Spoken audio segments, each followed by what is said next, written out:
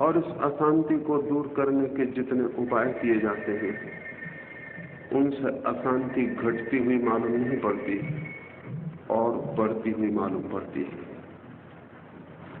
और जिन्हें हम मनुष्य के जीवन में शांति लाने वाले वैद्य समझते हैं वे बीमारियों से भी ज्यादा खतरनाक सिद्ध होते चले जाते हैं। ऐसा बहुत बार होता है कि रोग से भी ज्यादा औषधि खतरनाक सिद्ध होती है। अगर कोई निदान न हो, अगर कोई ठीक डायग्नोसिस न हो, अगर ठीक से न पहचाना गया हो कि बीमारी क्या है, तो इलाज बीमारी से भी ज्यादा खतरनाक सिद्ध हो तो आश्चर्य नहीं। मनुष्य के जीवन में अशांति का मूल कारण क्या है, दुख पीड़ा क्या है, मनुष्य के तनाव और टेंशन के पीछे कौन सी वजह है, उसका ठीक ठीक पता न हो तो हम जो भी करते हैं वो और भी कठिनाइयों में डालता चला जाता है। एक छोटी सी कहानी से मैं अपनी बात शुरू करूं जिससे मैं कह सकूं कि मनुष्य के जीवन की मूल परेशानी क्या है। और जब तक हम उसे दूर नहीं करते तो चाहे पूरब की संस्कृतियां हों, चाहे पश्चिम की, चाहे धार्मिक कहे जाने वाले लोग हों और चाहे भौतिक कहे जाने वाले लोग हों, कोई अंतर नहीं पड़ता, आदमी अशांत ही होता चला जाता है। एक सम्राट के द्वार पर बहुत भीड़ लगी हुई थी और भीड़ बढ़ती ही चली जा रही थी। सुबह से लोग आने शुरू हुए थे और अब सांझ होने के करीब थी। करीब करीब पूरी राजधानी द्वार पर इकट्ठी हो गई थी। कुछ ऐसी घटना वहां घट गई थी कि जो भी आके खड़ा हो गया था उसने लौटने का नाम नहीं लिया। सारे नगर में खबर फैल गई थी, हर आदमी राजमहल की तरफ ही भागा चला जा रहा था। और घटना बहुत छोटी थी, किसी की कल्पना में भी नहीं हो सकती थी कि इतनी बड़ी बन जाएगी। सुबह ही सुबह एक भिखारी ने भीख मांगी थी सम्राट के द्वार पर। सम्राट अपने राजमहल की सीढ़ियों पर खड़ा था। उस भिखारी ने कहा था, क्या मेरे भिक्षा पात्र को भर देंगे? सम्राट ने कहा कि निश्चित ही। लेकिन उस भिखारी ने कहा, इसके पहले कि मेरा भिक्षा पात्र भरा जाए, मेरी शर्त आपको पता है, मैं बिना शर्त भिक्षा नहीं लेता हूं। सम्राट बहुत हंसा और उसने कहा कि पहला मौका है कि कोई भिखारी और शर्त के सहित भिक्षा मांगता हो, क्या है शर्त तुम्हारी? उस भिखारी ने कहा, शर्त तो ऐसे छोटी है, आप सम्राटों के लिए बहुत कठिन नहीं, लेकिन मैं कह दूं, मेरा भिक्षा पात्र पूरा भर सकते हो तो ही मुझे भिक्षा दे, अन्यथा मैं किसी और द्वार पर मांग लूंगा। सम्राट और भी हंसने लगा और उसने कहा, पागल मालूम होते हो, इतना छोटा सा भिक्षा पात्र लिए हो, हम उसे भी न भर सकेंगे, ऐसा संदेह का कारण क्या है? फिर सम्राट ने मजाक में ही अपने वजीर को कहा कि अब धन से भर दो इसके भिक्षा पात्र को, अन्न से नहीं, स्वर्ण मुद्राओं से भर दो, ताकि ये भिखारी अपनी आगे के लिए शर्त भूल जाए और समझ ले कि सम्राटों के द्वार पर भिक्षा कैसे मांगी जाती। उस भिखारी ने फिर कहा कि ध्यान रहे, मेरी शर्त ख्याल है ना, पात्र पूरा भर देंगे, अधूरा तो नहीं लौटना पड़ेगा, क्योंकि अधूरा पात्र लिए ना कभी लौटता नहीं। सम्राट के वजीर स्वर्ण अतरफियां ले आए, उस भिक्षु के पात्र में उन्हें डाला और डालते ही सम्राट को अपनी भूल पता चल गई। वे अतरफियां उस पात्र में गिरते ही खो गई, जैसे गिरी ही ना हो, पात्र खाली था। और तब समझ में आया कि शर्त बहुत महंगी पड़ गई। लेकिन सम्राट बड़े सम्राटों से नहीं हारा था, इस भिखारी से हार जाएगा इसकी भी उसकी तैयारी न थी। उसने अपने वजीरों को कहा कि चाहे मेरे सारे खजाने खाली हो जाएं, लेकिन ये पात्र भरना ही।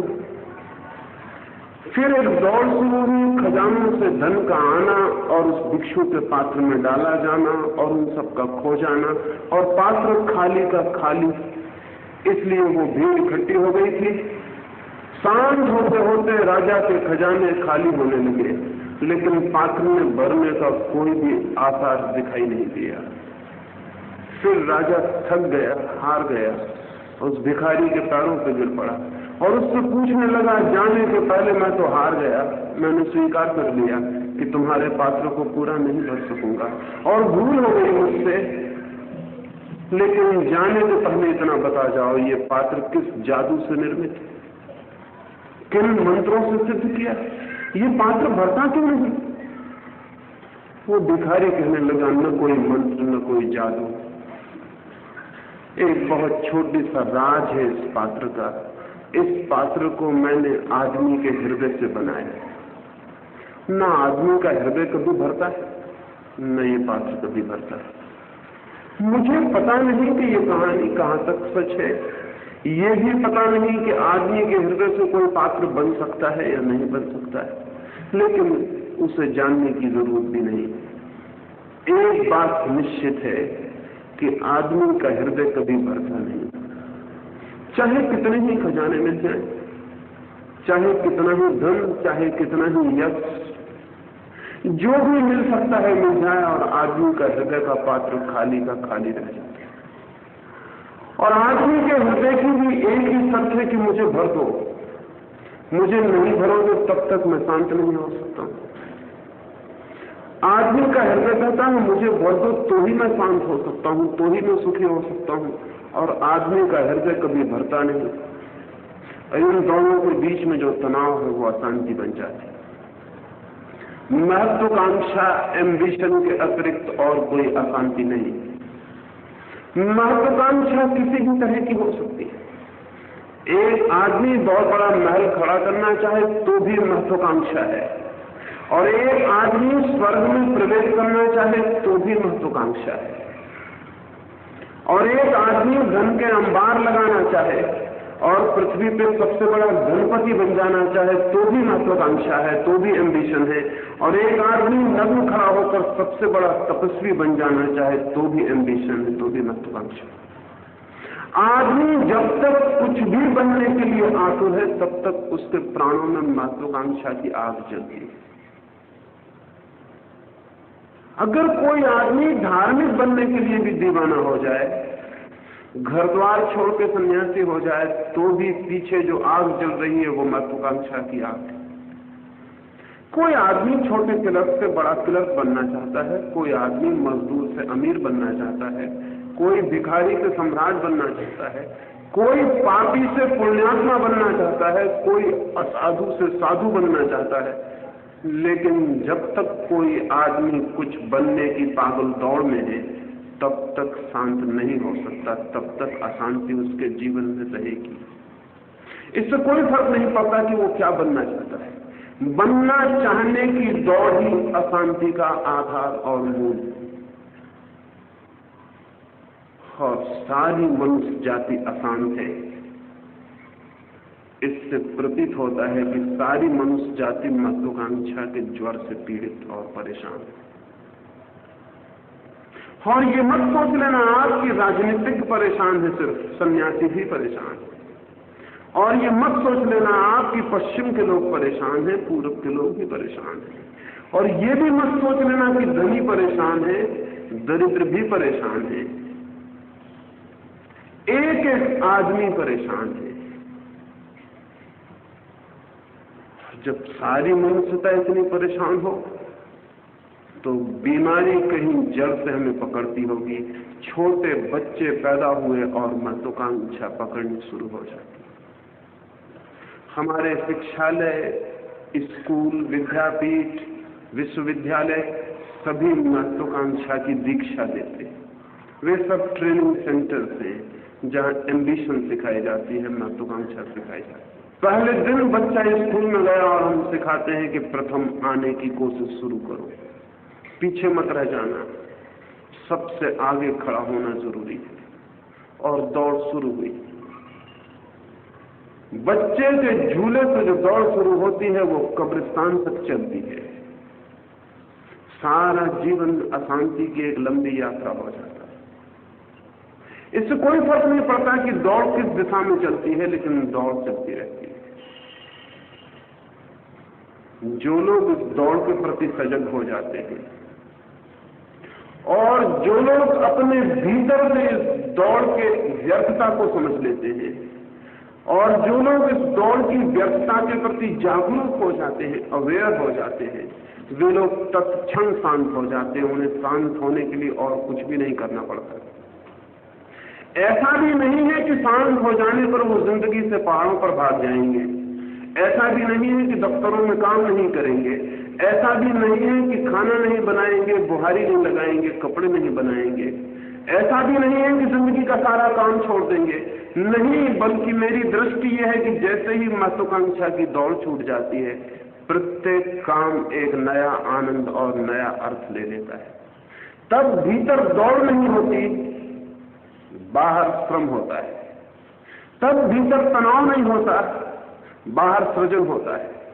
तब भीतर तो गहरी शांति छा जाती है, और भीतर जितनी गहरी शांति होती है, आदमी उतनी ही तत्परता से बाहर सक्रिय हो जाता है। बैलगाड़ी को रास्ते पर गुजरते देखा होगा, उसका चाक घूमता चला जाता है, लेकिन बीच में एक कील फिर खड़ी रहती है। वो कील नहीं चलती, वो कील चुपचाप खड़ी रहती है, वो चलती ही नहीं। उस खड़ी हुई कील पर चाक घूमता चला जाता है। कील बिल्कुल खड़ी रहती है और चाक घूमता है। खड़ी हुई कील पर घूमते हुए चाक का आधार है। अगर कील भी घूमने लगे तो फिर बैलगाड़ी आगे नहीं बढ़ सकती, गिरेगी और नष्ट हो जाएगी। आदमी का चित्त ना घूमे, आदमी का व्यक्तित्व घूमे, आदमी का व्यक्तित्व एक चाक बन जाए, गतिमान हो, लेकिन आदमी का चित्त एक कील हो, फिर शांत मौन, वहां कोई दौड़ नहीं। और जब आदमी का चित्त भी दौड़ने लगता है और व्यक्तित्व भी दौड़ता है, तो दुर्घटना शुरू हो जाती, जीवन अशांत हो जाता। लेकिन आमतौर से लोग सोचते हैं कि चित्त अगर नहीं दौड़ेगा तो फिर तो सब ठहर जाएगा। वो यही कह रहे हैं कि अगर कील नहीं घूमेगी तो फिर चाक ठहर जाएगा। नहीं, कील के घूमने से चाक नहीं ठहरता, कील के घूमने से ही चाक के गिर जाने की संभावना है। कील खड़ी रहे तो ही चाक घूमेगा और ठीक से घूमेगा। लेकिन अब तक जिस सूत्र पर हमने मनुष्य का निर्माण करने की कोशिश की है, वो यह है कि चित्त को दौड़ाओ, उसकी आत्मा को व्यथित और परेशान करो, उसकी आत्मा में जहर डाल दो पागलपन का, कि वो पागल हो जाए कि मैं कुछ हो जाऊं, और इसी बुखार के आधार पर आदमी से काम लो। ये काम स्वस्थ नहीं है। हम जो भी काम कर रहे हैं, सारा काम अस्वस्थ है, ज्वरग्रस्त है, फीवरिश, क्योंकि भीतर प्राण पागल की तरह दौड़ रहे हैं। काम हम करने में उत्सुक नहीं है, हम आगे जाने में उत्सुक हैं। इसलिए कोई भी काम आनंद नहीं देता, कोई भी काम शांति नहीं देता, कोई भी काम जीवन की प्रफुल्लता नहीं बनता है, कोई भी काम संगीत नहीं बन पाता, कोई भी काम प्रार्थना नहीं बन पाता है। हर काम को हम सीढ़ी बनाते हैं कि आगे पहुंच जाएं, और आगे पहुंच के भी कोई फर्क नहीं पड़ेगा, और आगे की सीढ़ियां दिखाई पड़ेंगी, और कहीं भी पहुंचकर कोई फर्क नहीं पड़ेगा। जहां भी हम होंगे आगे की नजर होगी, और जहां हम होंगे इसलिए वहां हम अस्वस्थ, परेशान और पीड़ित होंगे। वहां से हट जाने के लिए आतुर होंगे, कहीं और पहुंचने के लिए उत्सुक होंगे, और जहां हम पहुंचने के लिए उत्सुक हैं वहां पहुंचकर भी फिर यही प्रक्रिया दोहरेगी। इसलिए आदमी कहीं भी पहुंच जाए, नहीं पहुंच पाता फिर कुछ भी पाले खाली रह जाता है। कुछ भी मिल जाए ऐसा नहीं लगता कि मिल गया। जिंदगी भर एक अनफुलफिलमेंट, एक अपूर्णता, एक अपूर्ति, एक रिक्तता, एक एम्प्टीनेस प्राणों को पकड़ते रहती है। महत्वाकांक्षा होती है जितनी चित्त में, मन उतना ही खाली रह जाता है। जितनी कम महत्वाकांक्षा होती है, मन उतना ही भर जाता है। जितना भरा हुआ मन होता है उतना ही जीवन आनंद होता है। जितना जीवन आनंद होता है उतना प्रत्येक काम एक नया ही अर्थ ले लेता है। कबीर भी कपड़ा बुनता था, नहीं शांत हो जाने से कपड़ा बुनना बंद नहीं हुआ। मन शांत हो जाने से कबीर का वो धुन समाप्त नहीं हुई। लोगों ने आके कबीर को कहा भी कि बंद करो अब ये सब, अब किस लिए कपड़े बुनते हो। कबीर ने कहा कि पहले कपड़े बुनता था, ज्वरग्रस्त था, कपड़े बुनने से कोई मतलब न था, कुछ और पाना था उसके लिए कपड़ा बुनता था। अब भी कपड़ा बुनता हूं, अब कुछ पाने के लिए नहीं, कुछ देना है इसलिए कपड़ा बुनता हूं। पहले कपड़ा बुनता था, जो पहनता था उससे मुझे कुछ चाहिए था, अब भी कपड़ा बुनता हूं, अब जो भी कपड़ा ले जाता है उसे एक सुंदर कपड़ा दे सकूं इसलिए कपड़ा बुनता हूं। कपड़ा बुन के कबीर बाजार में बेचने जाते, हजारों लोगों ने, लाखों लोगों ने बाजार में जाके कपड़े बेचे हैं, हजारों जुलाहों ने कपड़े बुने हैं, लेकिन कबीर जैसा जुलाहा खोजने से बहुत मुश्किल। कबीर नाचते हुए जाते, एक कपड़ा बुन लाए थे, लोग पूछते कि इतने खुश किस लिए हो रहे हो? कबीर कहते कि इतने आनंद से बुना है ये कपड़ा, अब उस राम की तलाश में निकला हूं जो इसे पहने। गोरा कुम्हार ही था, फिर मन शांत हो गया तो घड़े और बर्तन बनाने बंद नहीं कर दिए थे, फिर तो और भी सुंदर घड़े वो बनाने लगा, क्योंकि अब जिनके पास घड़े जाने थे वो परमात्मा हो गए थे। शांत चित्त को सारा जगत परमात्मा दिखाई पड़ने लगता है। फिर भी काम जारी रहेगा, अभी भी मां घर में खाना बनाती है, अभी वो अपने बेटे के लिए खाना बनाती, मन शांत हो जाए तो परमात्मा के लिए खाना बनाएगी, वो बेटा बदल जाएगा और परमात्मा सामने आ जाएगा। अभी भी एक आदमी द्वार पर बुहारी लगाता है, कल भी बुहारी लगा सकता है। एक अशांत आदमी बुहारी लगा रहा है, बुहारी लगाने से उसे कोई भी प्रयोजन नहीं है। एक शांत आदमी भी बुहारी लगाएगा, लेकिन बुहारी लगाना वही अर्थ ले लेगी जो किसी कवि को कविता का है, किसी संगीतज्ञ को संगीत का है, किसी प्रेमी को प्रेम का है। व्यक्तित्व शांत होगा तो भी जगत सक्रिय होगा, लेकिन वो सक्रियता हिंसा नहीं रह जाएगी, वो सक्रियता प्रतिस्पर्धा नहीं रह जाएगी, वो सक्रियता महत्वाकांक्षा की पागल दौड़ नहीं रह जाएगी। शांत चित्त की क्रिएटिविटी होगी, शांत चित्त का सृजन होगा। लेकिन अब तक हमने मनुष्य को ढाला है महत्वाकांक्षा के सूत्र में, और अब भी हम सजग नहीं हो गए हैं कि आने वाले बच्चों को महत्वाकांक्षा की दिशा में न ढालें। अब भी हम उन्हें उसी दिशा में ढाल रहे हैं। हर बाप अशांत है, हर शिक्षक अशांत है, हर मां अशांत है, लेकिन फिर बच्चों को उसी ढांचे में डाल रहे हैं जिस ढांचे में हम ढले। बड़ी आश्चर्य की बात है। अगर हमारा पूरा समाज अशांत है तो आने वाले बच्चों के लिए हम कुछ व्यवस्था करें कि वे उसी ढांचे में न जाएं जिसमें हम गए। लेकिन हर बाप ये कोशिश करता है कि बेटा उस जैसा बन जाए जैसा वो है, माँ ये कोशिश करती है कि उसका बेटा वैसा बन जाए जैसा वो है, और कोई माँ, कोई बाप, कोई शिक्षक ये नहीं पूछता कि हम क्या हैं। हम इतने अशांत और दुखी हैं, हम आने वाले बच्चों और आने वाली पीढ़ियों को भी इतना ही अशांत और दुखी छोड़ जाने को इतने आतुर क्यों? हर पीढ़ी अपनी ही शकल में नई पीढ़ी को ढाल दे और सोचती है बहुत बड़ा काम कर दिया, और जो रोग जारी थे वो जारी रहते, और कोई पीढ़ी तैयार नहीं होती कि रोग की बुनियादों को समझे। महत्वाकांक्षा के आधार पर दुनिया हजारों वर्ष जी ली।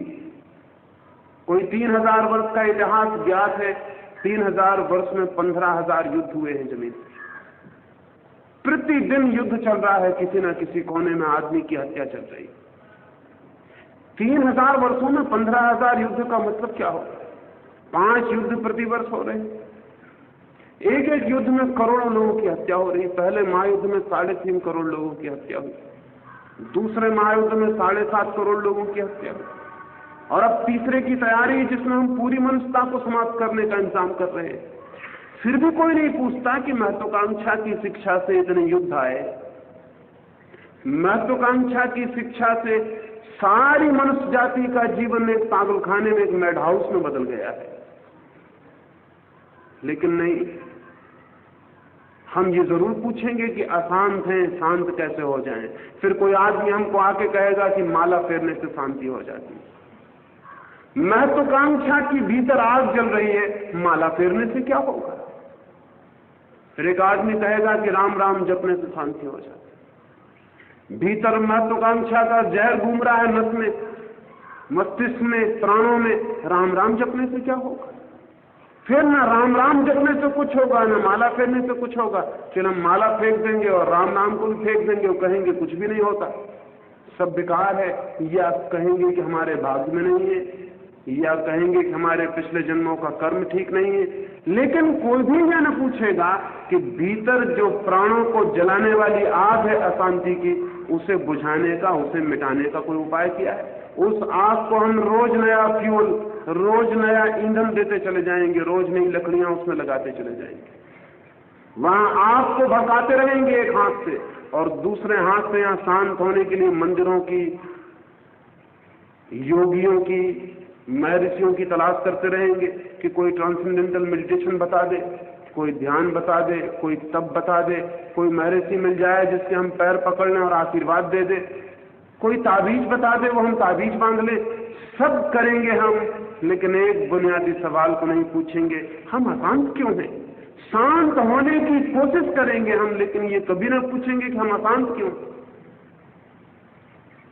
और अगर हम ये पूछें कि हम अशांत क्यों हैं, तो मैं नहीं समझता कि ऐसा आदमी खोजना मुश्किल है जिसे अपनी अशांति का कारण दिखाई ना पड़ जाए।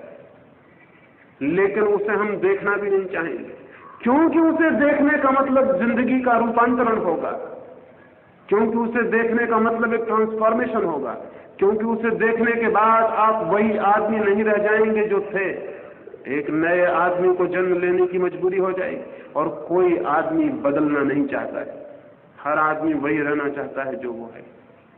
कोई आदमी बदलने को राजी नहीं है, और जो आदमी बदलने को राजी नहीं है,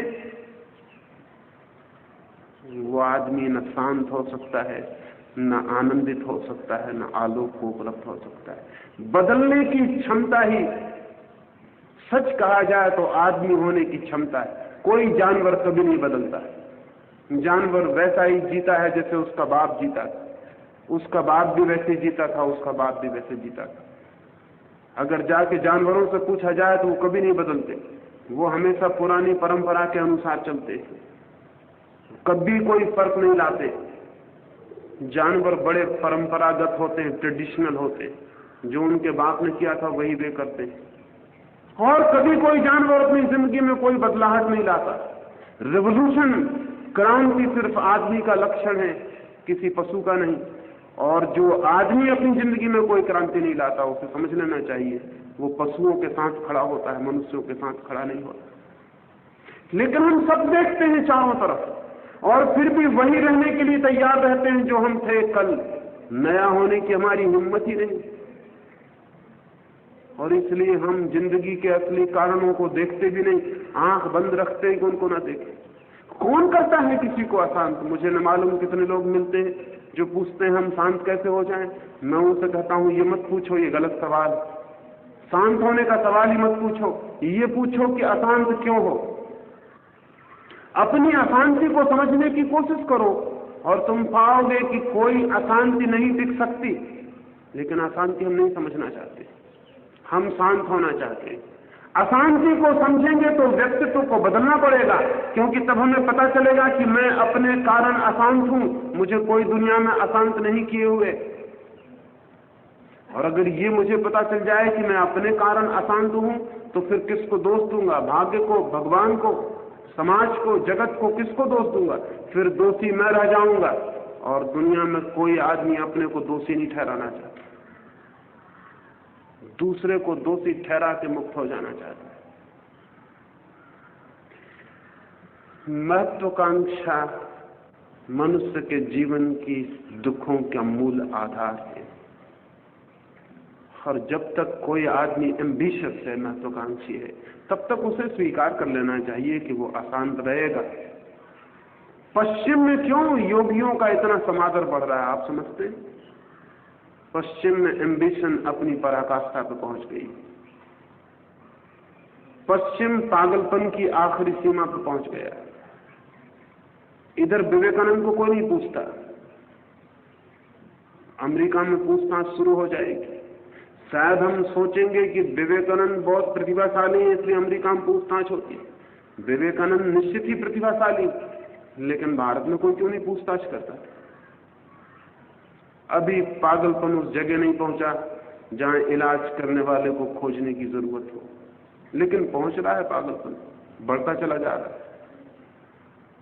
पूरब से कोई भी चला जाता है और पश्चिम में आदमी पहुंच जाता है उसके पास कि मैं शांत होने का उपाय बताओ।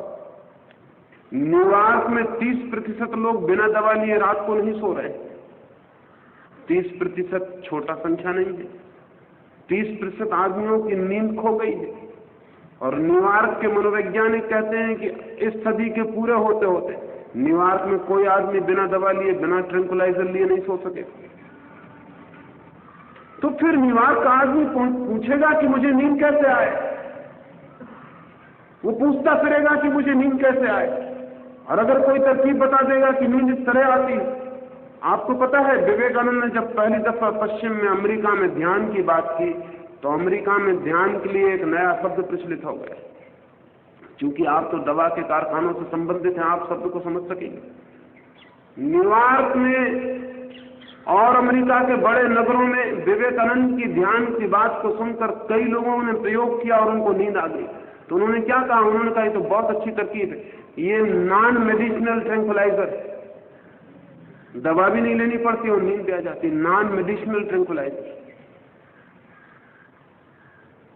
लेकिन वो आदमी नहीं पूछेगा कि मुझे नींद क्यों नहीं आती, वो कहेगा कि मुझे नींद लाने की दवा चाहिए या कोई तरकीब चाहिए।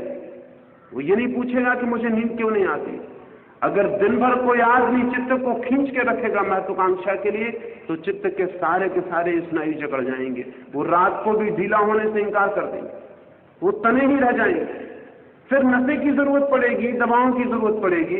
हम दवाएं खोजेंगे, नशे खोजेंगे, मेथड्स खोजेंगे, शांत होने के लिए ध्यान की तरकीब पूछेंगे, जब तब और न मालूम क्या क्या पूछेंगे। लेकिन बुनियादी सवाल नहीं पूछेंगे कि आखिर मेरा मस्तिष्क इतना खिंचा हुआ क्यों है, कौन खींच रहा है? मेरे अतिरिक्त और कोई भी नहीं, लेकिन उस तरफ हमारा ध्यान नहीं। मुल्क भर में मैं घूमता हूं, न मालूम कितने तरह के लोग मुझे रोज मिलते हैं। जो भी आदमी मिलता है वो पूछता है कि क्या करें, कोई शांति नहीं। और ऐसा नहीं कि गरीब पूछता हो तो समझ में आ जाता है, समझ में आता है कि तकलीफ है, मकान नहीं है, रोटी नहीं है, बच्चे बीमार हैं। लेकिन अमीर भी यही पूछता है, वो भी यही कहता है कि बहुत तकलीफ में, बहुत परेशानी। तब ख्याल आता है कि गरीबी अमीरी से इस परेशानी का कोई संबंध नहीं। आदमी की बनावट में कहीं कोई तत्व गड़बड़ हो गया, वो गरीब के साथ भी वही है, अमीर के साथ भी वही है। वो तत्व क्या है? उस तत्व को मैं एक ही शब्द में कहना चाहता हूं, वो तत्व एम्बिशन है, वो महत्वाकांक्षा है। और अगर चाहते हैं कि जिंदगी में एक नया द्वार खुले और हम अनुभव कर सकें कि कितना आनंद है इस जगत में, चांदारों में, फूलों में, पौधों में, आकाश में, बादलों में, मनुष्यों में, जीवन के एक एक पल में श्वास लेने में भी कितना आनंद है, हम कहेंगे श्वास लेने में आनंद। एक बोझ की तरह हम चल रहे हैं, श्वास लेना आनंद कहाँ है? करोड़ों लोग प्रतीक्षा कर रहे हैं कब मौत आ जाए, श्वास लेना आनंद कैसे हो सकता? अभी मैं घंटे भर यहां बोलूंगा तो घंटे भर में जमीन पर 60 लोग आत्महत्या कर लेंगे, हर मिनट एक आदमी आत्महत्या कर रहा है। करोड़ों लोग मरने को उत्सुक है। आप कहते हैं श्वास लेने में आनंद है, आप कहते हैं चांद तारों में आनंद है, कहीं कोई आनंद नहीं दिखाई पड़ता, न चांद तारों में, न लोगों की आंखों में, न बच्चों में, न मनुष्यों में, न स्त्रियों में, न पौधों में, कहीं कोई आनंद नहीं दिखाई पड़ता।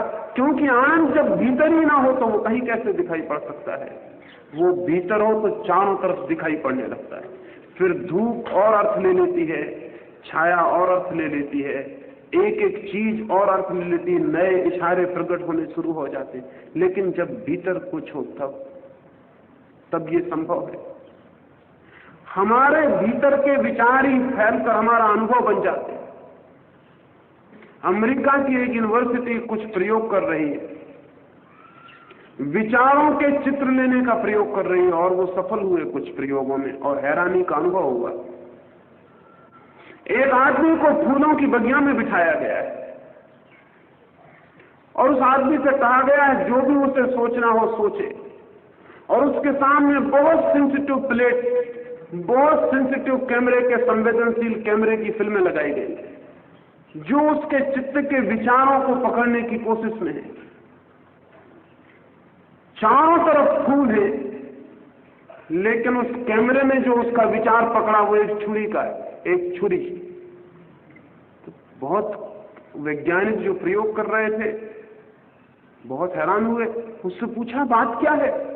उसने कहा कि मैं तो किसी आदमी की हत्या करने का विचार कर रहा हूं, मेरे मन में तो छुरा था। चारों तरफ फूल थे, वो उसके मन में नहीं थे, उसके मन में छुरा था। सामने की सेंसिटिव फोटो प्लेट उसके छुरे को पकड़ती। उस आदमी को जिसके मन में छुरा था फूल दिखाई पड़ सकते हैं, जिसके मन में छुरा हो उसे फूल कैसे दिखाई पड़ सकते? फूल देखने के लिए छुरे वाला मन नहीं चाहिए। जिस आदमी के भीतर चित्त अशांति के न मालूम कितने आयाम खोल रहा है, उसे चारों तरफ की शांति का कोई अनुभव हो सकता है? उसे पता भी नहीं चल सकता कि कहीं शांति है। बाहर जगत में हमें वही दिखाई पड़ने लगता है जो हमारे भीतर है। जगत हमारा प्रोजेक्शन है, वो हमारे ही भीतर का फैलाव। हम वही देख लेते हैं जो हम हैं। ध्यान रहे, हम जो हैं हम वही देख लेते हैं। अगर एक चमार एक रास्ते के किनारे बैठकर जूते सीता है तो सड़क पर चलते हुए लोगों के चेहरे वो कभी भी नहीं देखता, उसे लोगों के जूते ही दिखाई पड़ते रहते हैं। वो दिन भर देखता रहता है कौन आदमी कैसे जूते पहने हुए। चमार जूते को देख के अंदाज लगा लेता है कि ऊपर किस तरह का आदमी होगा। आदमी को देख के जूता अंदाज लगाने की जरूरत नहीं पड़ती, नीचे का जूता बता देता है कि क्लर्क है कि मैनेजर है, गरीब है कि अमीर है, नेता है कि अनुयायी है, सब जूते को देख के पता चल जाता है। दिन भर जूते को देखता रहता है, जूता ही उसके लिए एकमात्र अस्तित्व है। रात सपना भी जूतों का देखता हो। उसके लिए दुनिया जूतों का एक अंबार है, उसके लिए दुनिया जूतों का एक ढेर है। इस दुनिया में न फूल खिलते हैं, इस दुनिया में न चांद उगता है, न इस दुनिया में कोई हंसता है, न इस दुनिया में आंसू है। इस दुनिया में जूते, जूतों में ही वो आदमी जीता है। उसी का विस्तार चारों तरफ फैलना शुरू हो जाता है। हम जो भीतर होते हैं